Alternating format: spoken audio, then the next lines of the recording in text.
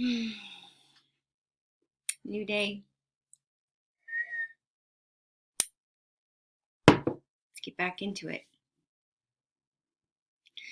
So, we have looked at the Parthenon and understood the structure as the temple to the Virgin Athena.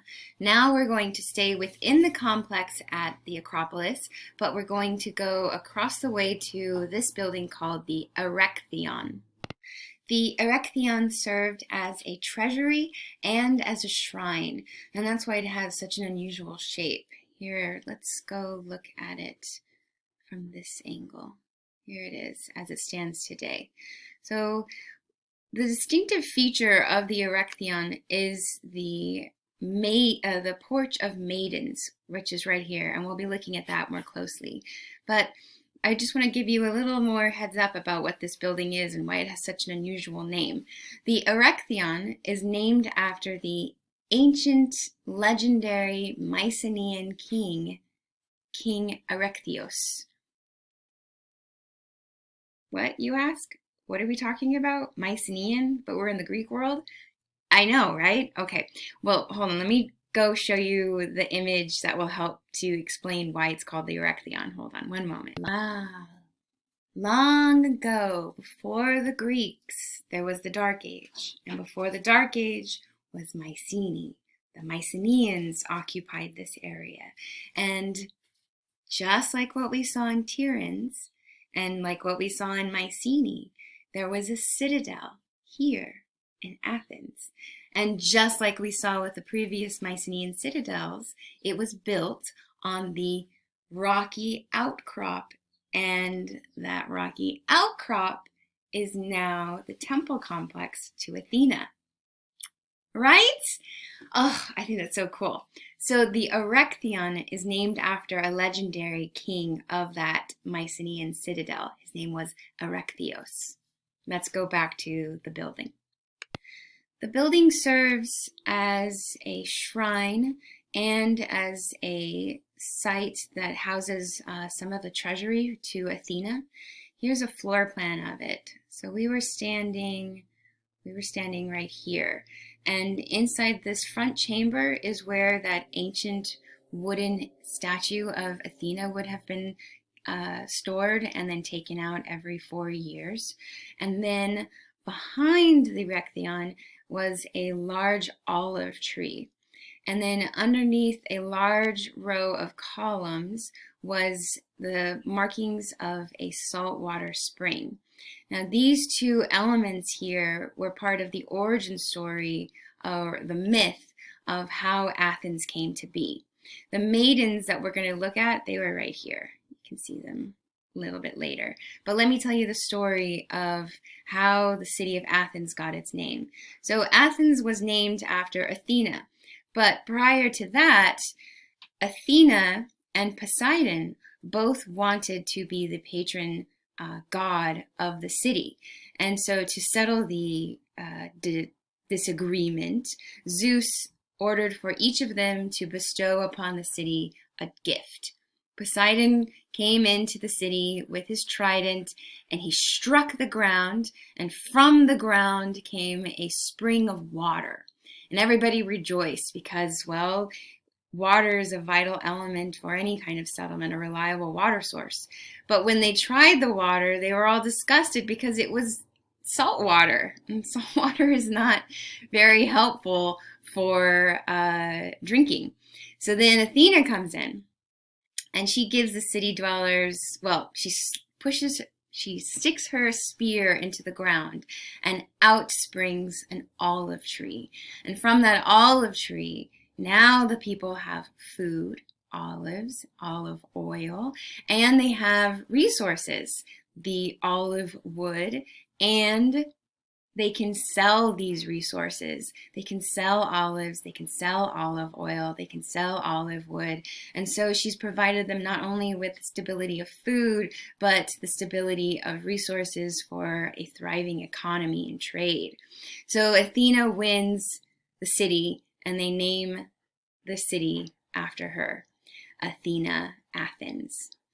The believed site of their competition is here at the Erechtheion. So that is why it's also a shrine to this sacred site.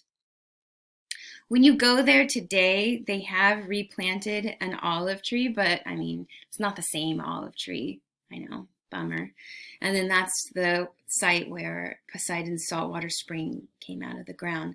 But let's go up the hill and we're going to look at this porch here. And this is your next artwork. It's officially called the Porch of Maidens. And it's called that because, well, it's a porch. It stands out from the Erechtheion, and it's held up by 6 columns in the shape of young women or maidens. These types of architectural supports that look like young women is a vocabulary term. Caryatid. It's your next vocab term. Caryatid, a column in the form of a woman. And what we see in this is the genius of design for the artists, how they were able to create not only a believable shape of a woman, but the believable idea that this figure could support, using her head and her neck, the structure above it. The maidens that are now at the Acropolis are reconstructions. The originals are housed in museums. Here we are looking at the originals. And you can see how the artist or artists used the similar peplos style of costume. They have their buckles at the top and these beautiful drapery that clings to their bodies. And then I like this image here because you can see how the drapery falls and it echoes the fluted ridges of a real column. So they are young women. They are also columns, and they resemble the fluted columns that we see just across the way in the Parthenon. Oh, look at this. The artists are such geniuses because they understand how to seamlessly create not only a woman, but support the figure at its weakest point, which is the neck, right? The neck is the most narrowest part of the body. And how can a column support with this tiny little neck here? Well, look at what the artist did, or artist did. You see that? They created these gorgeous, thick fishtail braids. You see these braids? So they actually add mass to the sculpture.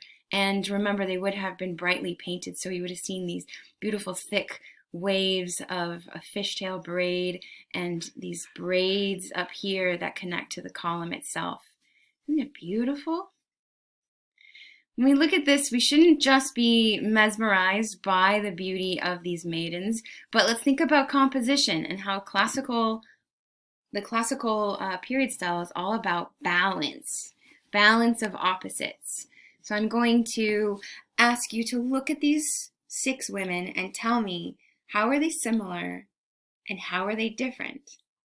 How do they visually express balance? Hey, put that down. No, don't pause this to go to the bathroom. Just wait. Hold on. Okay. So did you see anything? How about their posture? What pose do they all stand in? Contrapposto. They have a counterbalance pose. Each of them is standing with one leg engaged and one leg relaxed. Counterbalance of opposites. So we have a balanced body, a balanced mind, which is necessary for balancing this porch in this sacred building. Oh, okay. Any more balance? Look at the overall composition of the 6. Do you see it? Do you see how 3 of them are standing with their right leg engaged and their left leg relaxed? And then the other 3 have the opposite their left leg engaged and their right leg relaxed. So we see this balance of opposites even within the larger composition. So classical, isn't it? Oh, they're so lovely.